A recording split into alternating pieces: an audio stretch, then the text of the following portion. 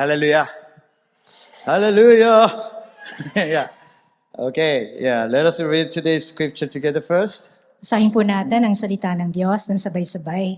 Yeah, Philippians chapter 2, verses 13. That we will read in English first and then in Tagalog. Okay, I will read. For it is God who works in you to will and to act in order to fulfill His good purpose. Mula po sa Filipos chapter 2 verse 13. Sapagkat ang Diyos ang kumikilos sa inyo upang inyong naisin at isagawa ang kanyang kalooban. Amen. Amen. Yeah, can you reduce the volume of the microphone? Yeah. Okay. I thank God that we can celebrate the 9th anniversary of SF Church today. Nagpapasalamat po tayo na nagse-celebrate po tayo ngayon ng 9th anniversary ng SCF Church. Praise God. Yeah, right. Yeah, everything is by the grace of God. Ang lahat po ay dahil sa biyaya ng Panginoon. Yeah, amen. When my family first came here, God gave us a calling. Nung pumunta po ang pamilya ni Pastor SJ dito, binigyan po sila ng calling ng ating Panginoon. It was to train worshipers and send them to the nations. Ito po yung mag-train o magsanay ng mga worshipers o mananamba at upang ipadala sila sa iba't ibang bansa. The mission was to build worship and build churches everywhere. Ang mission po ay ang mag-establish o magtayo ng worship sa lugar na ito at magtayo ng mga simbahan sa maraming lugar. Yeah, this is why the mission of SF Church is know God and worship God, make disciples, and send out with Sister Rachel. At kaya po ang misyon ng SCF Church ay ang makilala ang Diyos, sambahin ang Diyos, gumawa ng mga disipulo, at maghayo ng mga disipulo kasama ako. Yeah, right. But honestly, we could do nothing by ourselves. Pero sa totoo lamang po, hindi po natin kayang gawin ito sa sarili lamang natin. We had no curriculum for training. Wala po tayong curriculum o yung mga lesson talaga na gagamitin for training.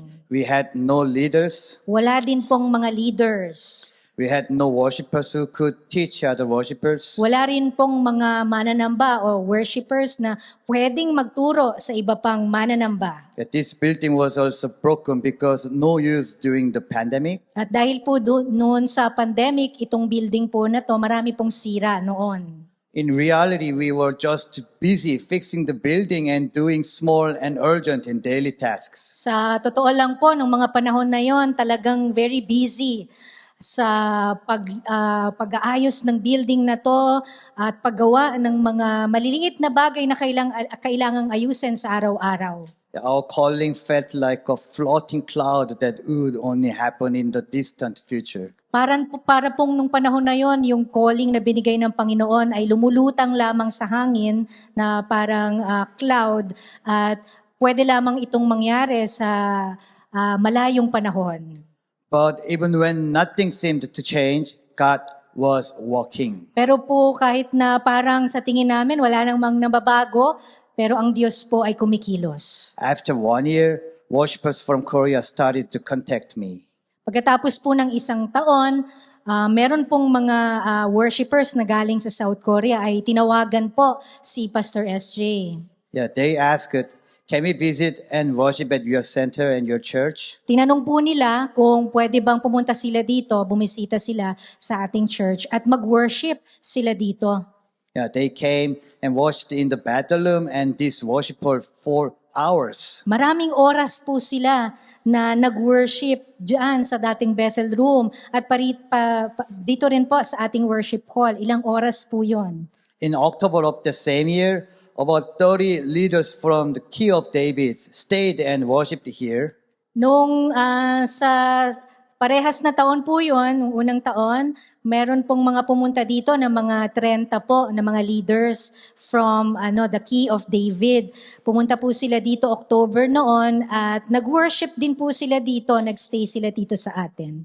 In the second year, Sister Mia's family joined our church. Nung pangalawang taon naman po, yung pamilya ni Sister Mia ang nag-join sa atin. And she gave her all to serve to worship team and build them up. Ibinigay po ni Sister Mia yung lahat niya para po magsilbi dito sa worship team para ma-build ang ating worship team. And last May, Nita came from Cambodia. At nung May naman po last year, si Nita naman po ang pumunta dito sa atin mula sa Cambodia. She has been training as a worshiper until now. Patuloy po siyang nagte-training bilang isang worshiper dito sa atin. Next month, we will send her back to Cambodia to build worship there. Sa susunod na buwan, sa April po, ipapadala na po natin siya pabalik ng Cambodia para po mag-establish, mag-build naman ng worship sa bansa na yon. This month, the Key of David visited again from Korea. Ngayong buwan naman po na ito, yung mga kasamahan natin from the Key of David pumunta dito. Galing po sila sa South Korea. Last week, we had a conference for the Korean community here. Nung nakaraang linggo po, nagkaroon po dito sa Pilipinas ng isang conference para po sa community, mga Korean community dito sa ating bansa. Through the conference, many Korean people returned to God and fulfilled the gospel. Dahil po doon sa conference na nangyari last week, marami pong mga tao ang nagbalik loob sa Panginoon at nang makilala ulit nila ang Panginoon through the gospel. Amen. Starting next week, 20 young people from Korea will stay 10 weeks of missionary training here. Sa susunod na linggo naman po, meron pong 20 mga Koreans na mga kabataan ang pupunta po dito, magsistay po sila dito ng 10 linggo bilang missionary training dito po sa ating center. Amen. Amen. Amen. Yeah, while I was praying during the conference last week, I realized something important. Habang nananalangin nga po si Pastor SJ nung conference nila last week, meron po siyang na-realize na isang bagay na napaka-importante. I'm a person who had no curriculum and no power to train worshipers. Siya po ay isang tao na wala namang curriculum, walang lesson na maibibigay at wala rin siyang kapangyarihan na mag-train ng mga mananamba. But because I did not give up and held on to the calling, God started to move. Pero dahil hindi niya binitiwan yung calling na binigay sa kanya ng Panginoon, pinanghawakan niya ito, talagang kumilos ang Panginoon. God sent the worshipers, God sent to prepare the leaders and everything we needed. Nagpadala po ang Panginoon dito sa atin ng mga worshipers at ganun din po, nagpadala din po ng mga leaders na handang maglingkod ang Panginoon dito sa ating lugar na kinakailangan natin sila. Now SF Church is actually training and raising disciples of Jesus Christ. At ngayon po, ang SCF Church po ay talagang tunay na nagsasanay ng mga disciples ng ating Panginoong Jesus dito sa lugar natin. I'm especially grateful that Paulo and Alexa can participate in this training together. Nagpapasalamat din tayo dahil si Paulo, si Brother Paulo at si Sister Alexa na kasama natin, sila po ay makakasama doon sa training na gagawin kasama ng mga South Koreans na pupunta dito next week. Amen? Amen. I realized that the calling God gave me years ago was not just for me. Na-realize po ng ating pastor na ibinigay na calling sa kanya ng maraming taon ang nakalilipas ay hindi lamang po para sa kanya ito. It was God's big plan to raise worshipers for all nations. Ito po yung malaking plano ng Panginoon na magtatag, makapagpatayo o magsanay ng mga worshipers mula para sa iba't ibang bansa. God just showed me a small piece of His plan. Maliit na portion lang po na parte ng plano ng Panginoon ang ipinakita niya kay Pastor SJ. When we hold on to God's plan, He brings His children together from different places. Kung atin pong hahawakan ang plano ng Panginoon sa ating buhay, siya po ang gagawa upang pagsama-samahin yung kanyang mga anak mula sa iba't ibang lugar. He made us, the SF Church, prepare this center. He made the Key of David prepare the leaders and the volunteers and the curriculums. Ang Diyos po ang nag-ayos ng center na ito. Siya ang nag-prepare ng center na ito. At ang Diyos din po ang nagpadala ng Key of David dito, mga prepared leaders, at nagbigay ng volunteers at nagbigay ng curriculum para sa gagawing training for leaders. He raised a school through Sister Rachel and worship team through Sister Mia. Itinayo po ng ating Panginoon ng school na ginamit niya rin ako. And ganun din po yung worship team natin dito, ginamit niya si Sister Mia. God is good. Mabuti ang Diyos. God is good. Mabuti ang Diyos. He never makes mistakes. Hindi po siya kahit kailan nagkakamali. He fulfills His plan with perfect timing and perfect ways. Tinutupad niya po yung kanyang mga plano sa perpektong timing niya at perpektong mga paraan niya.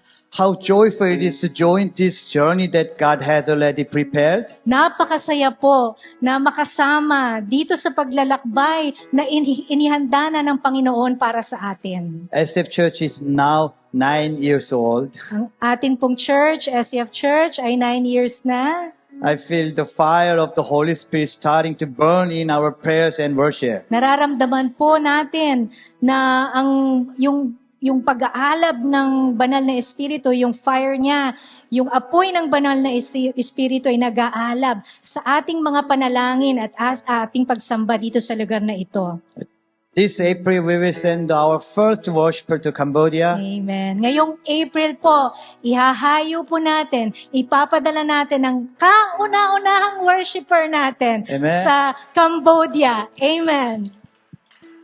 Yeah, many worshipers will be sent out from here. Marami pong worshipers ang itetrain dito at ihahayo natin.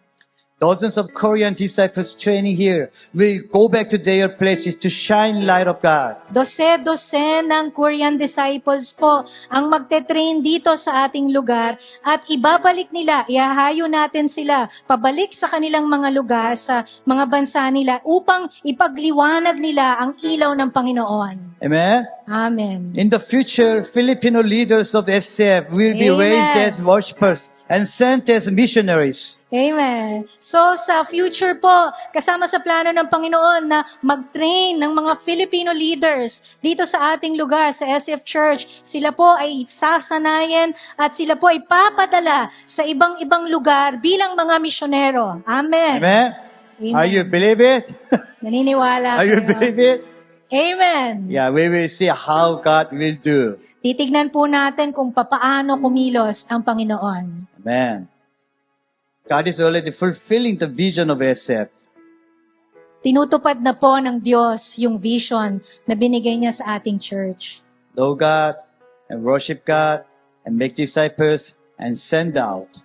Makilala ang Diyos, sambahin ang Diyos, gumawa ng mga disipulo at maghayo ng mga disipulo. Hallelujah, God is good. Amen. Mabuti ang Diyos. Yeah, we will lay down our own will and joyfully join God's good work. I-surrender po natin sa Panginoon yung mga kagustuhan natin, yung mga plano natin sa buhay. Ibigay natin sa Kanya yan. At yung kagustuhan niya ang mangyari at tayo ay maging masaya sa pagsama sa ginagawa niya sa lugar na ito. Amen. Amen. Our good Father, build your kingdom and fulfill your will through SF Church. Panginoon, itayo mo po ang iyong kingdom, ang kaharian mo dito sa lugar na ito, i-build mo ang SCF Church. Amen. Amen. Amen. Could you stand up, please? Tayo po ay tumayo. Yeah. We want to pray.